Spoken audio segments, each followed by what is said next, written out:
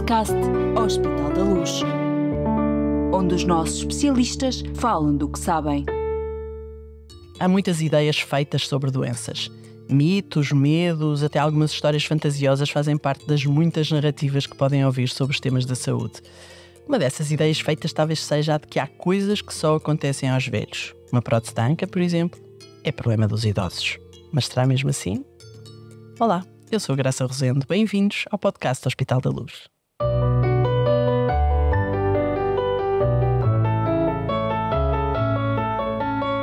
O médico especialista responde. A verdade é que os médicos que lidam diariamente com patologias como as que afetam os ossos ou as articulações, talvez ouçam muitas vezes essa pergunta: "Ó, senhor doutor, mas eu não sou muito novo para pôr uma prótese?"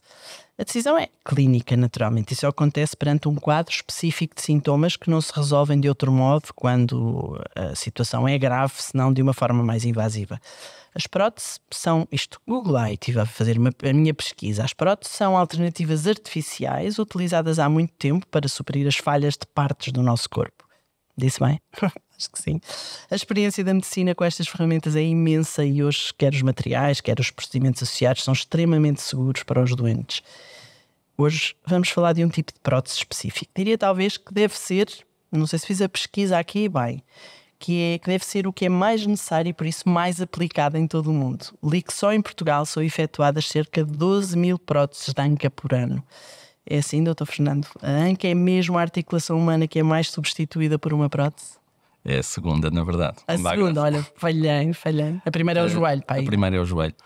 E tem uma tendência mais crescente, umas características anatómicas que são próprias da articulação do joelho, também por umas atividades, mas diria que as ancas e os joelhos, ou seja, as grandes articulações, são as que mais vezes são substituídas, porque são as que mais vezes necessitam e também são aquelas para as quais temos melhores soluções em termos dessas isso é bom saber. Bom, já o ouviram? Fernando Leal é ortopedista, integra a unidade da anca do Hospital da Luz Rábida, dedica-se especialmente à cirurgia artroscópica e artroplástica da anca. Eu sabia que não ia conseguir dizer isto, eu vou repetir. Cirurgia não vou dizer outra vez, diz o Dr. Fernando quando chegar a sua hora, da anca, e é essa a razão porque é o nosso especialista convidado neste novo episódio do podcast do Hospital da Luz. Bem-vindo, vai ter que começar por dizer isto como deve ser, porque eu não fui capaz. Obrigada por ter aceitado o nosso convite para este O Médico Especialista Responde. Bom, eu na introdução, para além de agora de lhe pedir para dizer isto como deve ser, falei desta ideia de que há doenças que são só dos velhos. A patologia da anca está nesse grupo? Diria que não. Muito obrigado pelo convite e por me estarem a ouvir. Pegando um bocadinho atrás, a cirurgia artroscópica e artroplástica da anca. Isto significa, a artroplástica é a substituição, é assim que nós em ortopedia chamamos quando substituímos uma articulação. A artroscópica é o que vulgarmente se sabe que é fazer uma cirurgia através de um acesso com câmara e por acessos Portanto, a diferença tem a ver com os procedimentos cirúrgicos propriamente. Sim, e com a fase e com as indicações que tem. A substituição está mais indicada para articulações que já estão gastas, como se diz vulgarmente, e a artroscopia está mais indicada como uma cirurgia preservadora, ou seja, para sermos capazes de manter ainda a articulação nativa, a que existe, sem termos de a substituir. De certa forma, acaba por haver um encadeamento evolutivo e fases diferentes em que cada uma tem a sua própria indicação. Então há gente nova demais para colocar uma prótese de anca ou não? Isto é uma questão de idades, não é? Se podemos arrumar isto desta forma tão simplista. A verdade é que se quisermos pensar e tornar simples um problema que é complexo, tem mais a ver com as armas que nós temos ao nosso dispor para tratar. Ou seja, será de concordarmos que não é o ideal precisarmos de uma prótese quando temos uma idade jovem. Mas a verdade é que essa questão se põe quando a articulação está tão danificada e em termos da medicina atual, não temos capacidade de fazer isso regredir. Mas porquê é que lhe fazem essa pergunta? Sou novo demais para ter Porque existem vários mitos associados à prótese. E um dos quais é que a prótese tem um tempo de duração. Outro é que é um procedimento reservado a pessoas idosas. E na verdade o que nós sabemos é que quando não temos outra opção para tratar uma articulação, porque está demasiado gasta, porque as pessoas têm sintomas, têm limitações nas suas tarefas básicas de vida diária. Têm dores, imagino. Têm dores. E se nós não temos outra alternativa, a prótese passa a ter de ser colocada em cima da mesa como uma opção terapêutica. E aqui a questão é, eu costumo dizer sempre, sou demasiado novo, mas... Ok. Ou seja, se a alternativa será aguentar uma vida de sofrimento para colocarmos uma prótese mais tarde, de certa forma estamos a tentar substituir ao tempo e a tentar adivinhar que vamos sofrer para depois mais tarde colocarmos a prótese. Nesses casos faz sentido pensarmos nas terapêuticas que temos, fazermos de uma maneira contemporânea e adequada ao que é a autonomia e a vida dinâmica que as pessoas têm hoje em dia, e não vermos a prótese como um fim ou como um procedimento reservado a idosos, mas como um início. Okay. Ou seja, de uma mudança de vida, não é? Exatamente. Permitindo à pessoa recuperar a sua vida ou recuperar a sua qualidade de vida. Depois a dimensão do que vão fazer após a prótese entra noutra discussão, que nós temos o dever de aconselhar o que será melhor. Já me explica o que é que isso quer dizer, eu já estou a imaginar, mas vamos começar pelo princípio. Quem é que tem indicação, ou em que situações é que há uma indicação para fazer, no fundo, esta cirurgia, no fundo, para se tomar uma decisão destas, que parece ser uma decisão radical, mas na verdade não é um início de qualquer coisa de bom, não é? Ou seja, tirar o que lá está, que está gasto e já não dá para continuar a usar, e pôr uma coisa nova, artificial. A indicação será mesmo essa. Nós, quando pensamos na indicação clássica para a prótese de anca, é uma artrose da anca. Temos uma anca que está destruída. O que é uma artrose? A artrose é uma destruição da articulação que está gasta e que deixa de mecanicamente funcionar bem, portanto, com limitações no que é a capacidade de se movimentar, e que gera dor também por isso mesmo, até com períodos de agravamento da dor por inflamação. E quando nós temos uma anca nesse estado, há várias coisas que podemos fazer. E, obviamente, fazer medicação, alterar o que é o estilo de vida, fazer infiltrações com o objetivo de tratar os sintomas, mas isso nem sempre é o suficiente, e chega a fases em que... Quer dizer, bem, nenhuma dessas soluções é reconstrutiva do que lá está, não é? Que já foi gasto. São tratamentos sintomáticos e imaginemos, alguém que tem uma artrose de anca, ou seja, ter só uma artrose nos exames não é suficiente para nós pensarmos por uma prótese. Deve haver estadios diferentes dessa patologia. E a questão é a manifestação e o impacto que isso tem clinicamente e em termos de sintomas. Ou seja, alguém que nos procura tem dor na anca, presume-se que sim, e tem uma anca que está desgastada e que já não conseguimos resolver os sintomas de outra forma. Dir-se-á que está numa fase de ponderar então a cirurgia para a colocação da prótese da anca. Tudo o que se pode fazer desde as fases iniciais até chegarmos a esta fase depende muito de como os sintomas interferem e do sucesso que vamos tendo com o que fazemos, e a avaliação individual dos pacientes em relação ao que é a sua qualidade já me coloca várias questões. Primeiro, como é que se chega à artrose? O que é que faz com que as pessoas, cheguem a esse ponto? São as condições de vida, alguma coisa hereditária? Porque se podemos ter pessoas novas com artroses desse tipo, a precisar de alguma coisa desse tipo, não há de ser só, enfim, o peso da idade, como já percebemos desde o início. Não, de todo. E tudo o que disse é um bocadinho verdade. Nós podemos dividir as artroses em primárias e secundárias, e as que nós conhecemos uma causa e as que nós não conhecemos uma causa. O mais frequente é, da mesma maneira que nós envelhecemos, as nossas articulações também envelhecem, e, portanto, haver um desgaste associado à otimização e ao nosso envelhecer e ao tempo. Há também uma determinação genética, portanto, é mais provável em quem tem familiares com doença degenerativa da anca. E depois há outros casos que levam a que uma anca se desgaste mais rapidamente, e são alterações que podem ser ou por doenças reumáticas, que levam à destruição da articulação, não só da anca, mas também outras, e algumas condições mecânicas que fazem com que a anca não funcione tão bem e se vá desgastando. Imagino, por exemplo, atletas que exercem cargas fortes sobre... É uma das questões, mas normalmente o que acontece é que nós podemos ter uma anca que mecanicamente não é tão boa para essas atividades e que, portanto, se vai desgastando mais rápido, que é É uma população que tem um outro tipo de patologia, que é o conflito femoral-estabular, por exemplo, que são doentes que nós, quando apanhamos no tempo certo, conseguimos tratar com as ditas artroscopias. Ok. E o que sabemos é que essas ancas mecanicamente vão provocando lesões na cartilagem, noutras estruturas, e se gastam mais rápido. Mas isso é uma coisa orgânica, ou seja, é alguma coisa com que se nasce, que está ali meio torto, é isso? Eu diria que se adquire. Eu estou a falar assim de uma maneira simples. Eu diria que se adquire com a prática desportiva e que Ok. também tem, por outro lado, a mecânica que está com que a anca pessoa, nasceu, sim, entre aspas, nasce, também exato. favorece. Por exemplo, as doenças da infância, as displasias da anca, em que temos ancas em que o encaixe da anca é mais Sim, pequenino e, que a portanto, perna do bebê salta, não é? genericamente nasce. sim, desgastam-se mais rápido. Há outras doenças da infância que também alteram a anca na infância e que faz com que se desgastem mais rápido.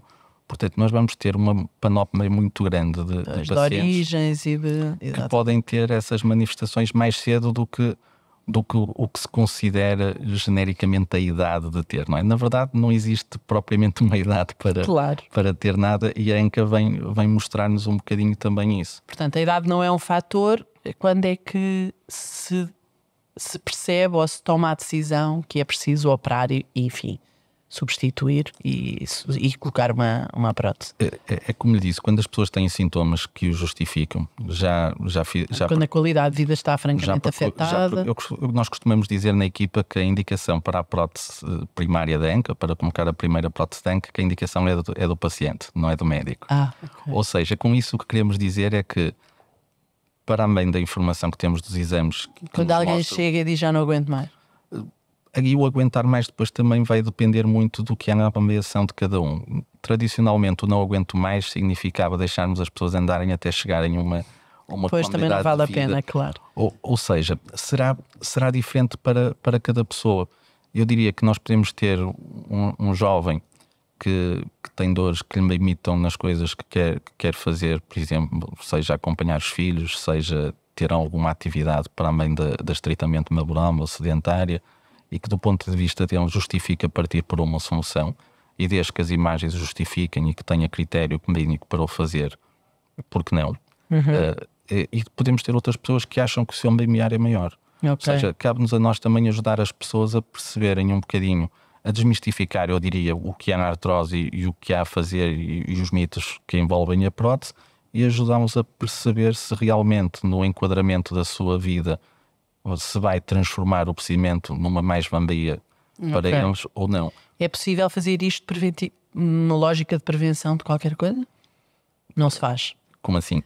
Pôr uma prótese da anca porque se prevê que a coisa se vai deteriorar. Isso não se faz. Não se faz porque aí estaríamos a operar alguém que não necessita da prótese. E sendo um procedimento, Eu tinha que perguntar. E sendo um procedimento definitivo, não seria uma mais-valia para o paciente. Ou seja, se eu não tenho muitos sintomas e tenho de colocar uma prótese, acontece por vezes em pacientes com fraturas, que por um infortúnio fizeram uma fratura e que a maneira de resolver é uma prótese. Esses pacientes tinham uma anca que funcionava bem. Portanto, eles ficam bem com a prótese comparando com o que ficariam sem a colocar, mas quando se comparam com o prévio, quando a sua anca funcionava bem, portanto a prótese não constitui uma mais-valia, foi a solução que foi necessária.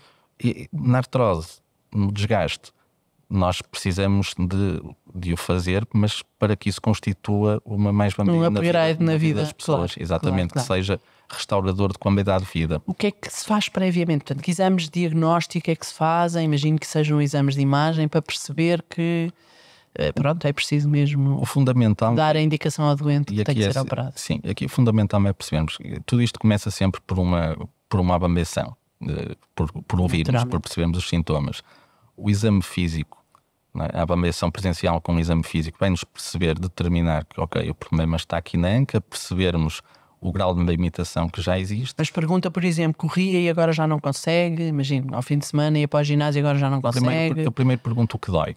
E pergunto há quanto tempo dói, o que é que mudou, se houve alguma coisa sobre um evento que tivesse gerado uma dor. Se não, normalmente nestas situações vai sendo uma coisa progressiva e progressivamente limitante, com ou sem crises.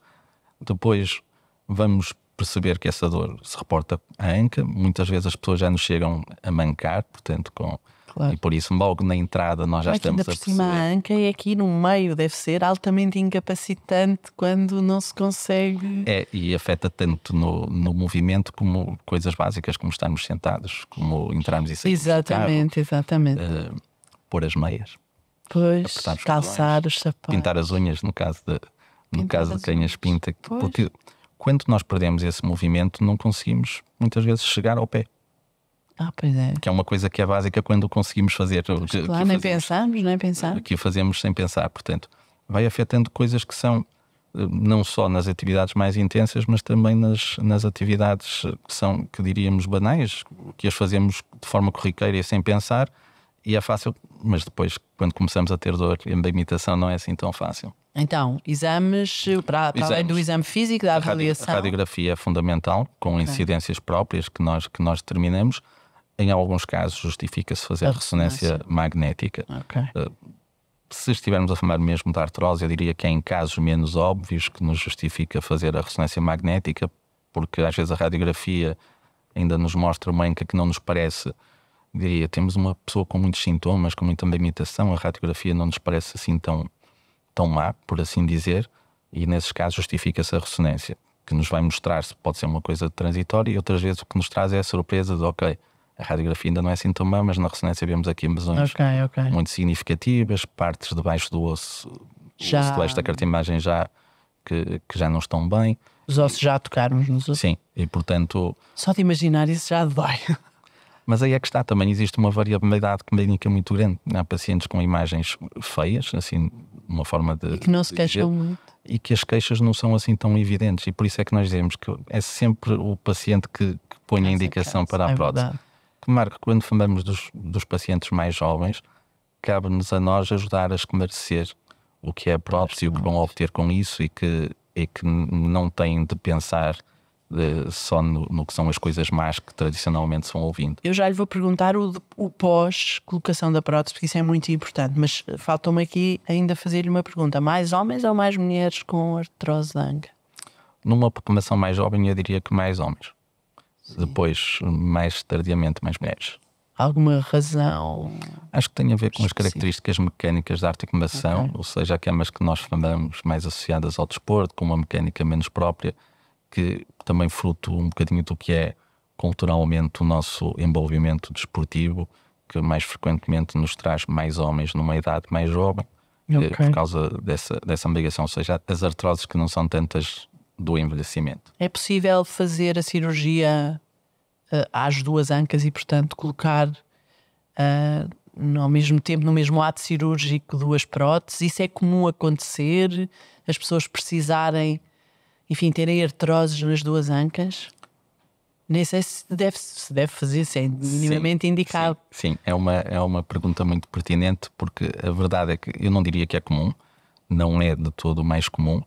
É comum as pessoas terem alterações nas duas ancas, mas o mais frequente é uma estar muito mais sintomática e ser essa que justifica. Porque eu imagino quando uma já está a doer imenso, no fundo se carrega imenso a outra, e isso também pode lesionar, entre aspas, a articulação. O que acontece mais frequentemente, e nós na equipa, uma das coisas que fazemos, uma via de abordagem que usamos, que é uma via anterior, minimamente invasiva, nos pacientes e em casos selecionados em que têm muitas queixas das duas, imaginemos a pessoa que não consegue escolher por que anca começar, porque lhe dão imensas dores.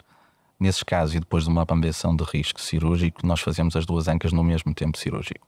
E a verdade é que não muda muito em relação ao nosso protocolo de uma anca só. E aqui a questão pelo que fazemos é, primeiro, porque conseguimos fazê-lo de uma forma rápida, não é? Ou seja, sem aumentarmos imenso o risco cirúrgico, sim, e os riscos associados. Não nos obriga a ter a pessoa mais tempo na cama. Portanto, levanta no dia a seguir à mesma. E aqui a questão é, se estamos muito sintomáticos nas duas ancas, será muito difícil fazer uma reabilitação, porque a anca operada acaba por estar muito dependente, porque a outra dá imenso e a marcha fica muito condicionada por isso. Como é óbvio. Nesses casos, substituindo as duas, as pessoas podem caminhar, usam as canadianas como apoio. A nossa equipa de fisioterapia faz os ensinos e o apoio adequado. No dia a seguir, começam imediatamente a fazer os treinos de marcha. Então o que é que nós conseguimos com a colocação da prótese? Obviamente melhoria da qualidade de vida, as pessoas deixam de ter dor, passam a fazer a sua vida normal, mas é assim, se for alguém mais jovem, pode ir a correr para o ginásio a seguir? Quanto tempo é que demora esta recuperação? O que é que se consegue com a colocação de uma prótese da anca no fundo para resolver um problema de artrose? O nosso objetivo genericamente é sempre o mesmo, é conseguirmos uma anca que não dói, conseguirmos uma anca que ganha mobilidade e conseguirmos que isso se mantenha, estes dois predicados, por muito tempo. Exato. Esse é o objetivo. Em termos de recuperação, dividimos isto numa fase mais precoce e depois numa fase um bocadinho mais tardia. Numa fase mais precoce, o que nos parece que nesses pacientes é importante é sermos capazes de não perder a sua dignidade nem pôr em causa a sua autonomia. E a forma como o fazemos com a abordagem anterior direta permite-nos, nos tempos mais precoces, termos os pacientes mais autónomos. É esse o nosso objetivo. Se formos a falar a longo prazo ou a médio prazo, estamos a conseguir o mesmo que se consegue por outras vias de abordagem, porque a prótese de anca. Mas aqui o mais precoce é o quê? As primeiras semanas, os primeiros meses. Ok. Portanto, se pensarmos em alguém que vive sozinho, por exemplo, é muito importante que faça a sua prótese e que seja capaz de ser autónomo, de fazer a sua higiene, de cozinhar as suas refeições. Ao fim de quanto tempo? Quando sai do hospital, no primeiro ou no segundo dia. Ali, como deve ser. Muito bem. No primeiro ou segundo dia. E quando falamos de gente mais jovem, por exemplo, um atleta, etc., a recuperação, para depois atingir até níveis de competitivos mais. Não sei se trabalha também com estes casos, mas... Também trabalhamos, mas normalmente... são coisas muito específicas, não é? Claro que existem a exceção e todos nós temos pacientes que são a exceção, mas não falaria em desporto de nível competitivo. Pronto, ok. Dependendo do desporto. Não é que não existam. Mas deu há bocadinho o exemplo do jovem adulto que depois quer continuar, a fazer a sua vida, a acompanhar filhos. A literatura ainda é um bocadinho vaga em relação ao desporto e às próteses de anca, mas cada vez mais vamos tendo esses dados. E o que nós sabemos é que temos um aumento da atividade, também temos materiais que hoje se desgastam menos, portanto, a prótese que genericamente tem ótimos resultados a longo prazo, nos jovens e mesmo com atividade esportiva não me parece acelerar muito o que seja esse desgaste. E aqui temos de dividir entre as pessoas que já fazem desporto e querem retomar uma atividade que já faziam, que me parece que é diferente do que a pessoa que não faz nada e quer reiniciar uma atividade. Ok. Então, há atividades que são mais amigas da prótese do que outras. A corrida não é que esteja proibida, não é? Nada está proibido, mas faz parte do que é a informação que nós damos aos pacientes para eles tomarem a sua própria decisão. Nós temos de ser parte do nosso processo. Mas talvez seja melhor não correr. Eu diria que eu prefiro um paciente que faz bicicleta do que um paciente que faz maratonas. Ok. Não é? Agora, um paciente que quer fazer o seu jogging não está impedido de o fazer. Um paciente que quer jogar ténis, quer jogar pádel, quer fazer ski. Os desportos de contacto, porque estão mais associados a trauma, também merecem o nosso alerta para isso, mas depois acaba por ser uma escolha da pessoa pôr-se nessa posição ou não. Nós todos os dias tomamos decisões na nossa vida sem o pensar, não é? Mas é natural que os seus doentes lhe perguntem, claro. Mas assim, eu gosto de ir para o ski todos os anos, posso ir este ano? Não está impedido de o fazer. Okay. Não está impedido de o fazer. Não sou muito proibitivo. Eu acho que temos de enquadrar, explicar. Ok, no ski então, o maior risco é traumático. Sinais de alerta é que deve ter, quer dizer, está a fazer ski, está ali na neve. Tem de estar confortável. A única coisa que tem de saber é que, sendo um desporto de neve, que existem quedas associadas, que tem uma prótese de anca e pode ter uma queda que não tem nenhuma implicação e que pode ter, como nas pessoas que não têm uma prótese, também correm riscos. Bom, não quero dizer-lhe o que estou a pensar. Que pode o que importa é que as pessoas estejam informadas. Confortáveis e informadas. Impedidos de o fazer não estão, e nós temos de viver e, portanto, desde que estejamos conscientes... E as pessoas aprendem a conhecer o seu corpo e a lidar com os seus limites. Não acho que seja lícito, eu diria, explicarmos a prótese ao paciente do ponto de vista só... Do que é proibitivo e do que não. Sim, nem por um lado nem por outro. Agora vai correr uma maratona, não é essa a questão. Temos de explicar, olha, isto é o mais indicado, mas de todo temos de terminar com o mito de quem faz uma prótese não pode fazer nada. Ok, pois, evidente. Isso é que me parece que é fundamental. E já agora acabei com o mito de as próteses não duram para sempre. Duram ou não duram? Não, explique-me lá. As próteses não duram para sempre. As próteses têm de ser mas há um mito com algum fundamento. O mito foi porque ao longo dos anos os nossos colegas foram trabalhando com o que tinham e foram explicando aos pacientes e foi-se criando a ideia daqui a 5 ou 10 anos tem que fazer outra vez. Nós próprios também temos uma durabilidade que desconhecemos. Verdade. Em relação à prótese não é tão verdade que desconhecemos, porque existem registros que seguem a longo prazo e nós sabemos que a taxa de os pacientes há uma percentagem muito grande de pacientes que aos 20 anos pós-prótese continuam com a mesma prótese. Vai dependendo das séries, pode variar entre 85% e 90%. Okay. Podemos, entre ortopedistas, discutir criticamente o que é que isso significa, mas o que nos vai dizendo é que existem esses pacientes numa quantidade muito significativa, eu diria que é na maioria dos casos, e que depois, claramente, podemos discutir que a função não será a mesma, porque é um paciente de 20 anos mais velho do que quando meteu a prótese, naturalmente, com mais uso, mas a prótese continua bem e não tem de ser substituída por ter atingido os 20 anos. Okay. A prótese tem de ser substituída quando existe uma razão para isso. E o fundamental é que os pacientes que sejam portadores de uma prótese mantenham, mesmo que não tenham dores, o seguimento com o seu ortopedista. Pronto, era isso que eu lhe ia perguntar. Quem tem uma prótese tem que fazer a sua vigilância. Deve fazê-lo, sim. Com o seu médico, o seu ortopedista, naturalmente. Sim, porque o facto de a ter... Todos os anos, 6 em 6 meses, 5 em 5 anos, depende do que se determina. Eu gosto de fazer um seguimento mais apertado no primeiro ano, os primeiros 5 anos, todos os anos. Depois podemos espaçar e quando chegamos aos 10, 15 anos voltarmos a fazer todos os anos. E esse acompanhamento passa por uma avaliação clínica e a maioria das vezes que vamos ouvir está tudo bem, estou a fazer tudo, mas mesmo assim fazermos uma radiografia que é para nos permitir termos uma seriação que vai nos permitir, mesmo em pacientes que não têm sintomas, a percebermos de coisas sutis que estejam a acontecer. Okay? Evitando assim o paciente que nos chega com uma prótese que deixou de ser visto desde que a meteu, não é? E quando chega às vezes por dor já temos uma situação que poderia ter sido tratada antes, que podia ter sido abordada se calhar para estragar as coisas à volta, não é? Exatamente, quando era menos complexa. Exatamente. E o fazer quando as coisas são menos complexas garante uma função, menos trabalho para nós e uma função mais satisfatória no fim para os pacientes. Portanto, eu diria que o paradigma será operar as pessoas que precisam da prótese e que vão beneficiar dela, percebermos que a prótese não é impeditivo de termos uma vida que nos satisfaça na dimensão que cada um entende e deseja, sob supervisão do seu médico, e irmos acompanhando a par e passo para que consigamos manter por o máximo tempo possível essa satisfação, sabendo que depois, tardiamente, às vezes está na dependência do ortopedista a alertar porque, olha, eu sei que se sente bem, mas precisamos de ver aqui isto. Bom, eu não quero... Tenho que o devolver aos seus doentes, naturalmente, mas não vou deixar ir embora sem lhe perguntar.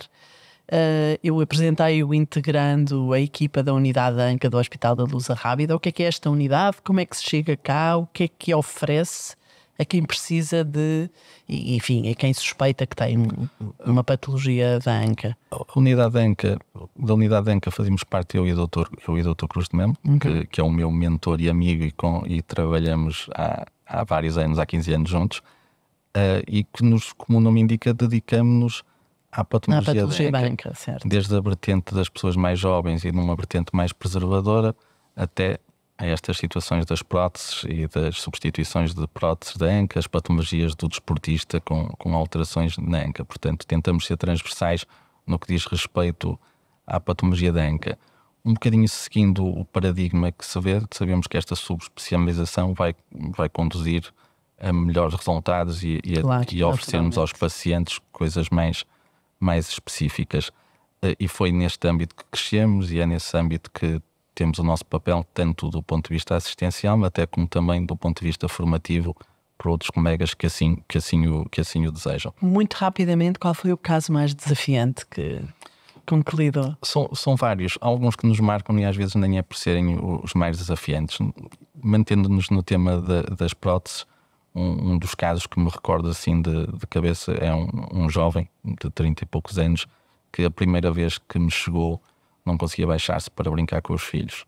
E foi resistindo e andou durante 4 ou 5 anos a resistir à ideia da prótese, pelos medos que tinha, porque gostava imenso de fazer ciclismo, coisa que já não fazia por causa da artrose, e que acabou por ser operado às 2 ancas, e a felicidade com que ele depois foi evoluindo e neste momento faz quilómetros de bicicleta, aparece menos vezes do que o que seria desejável até.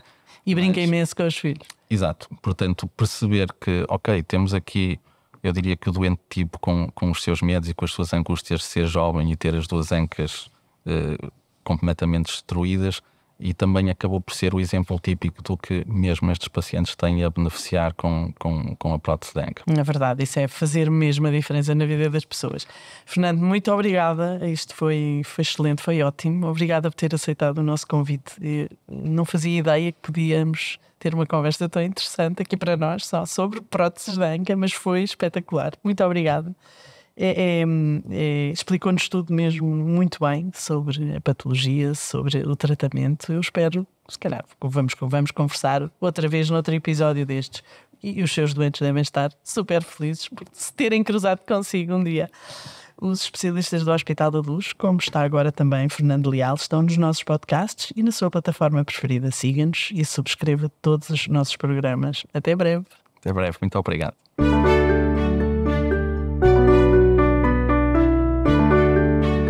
Podcast Hospital da Luz, onde os nossos especialistas falam do que sabem.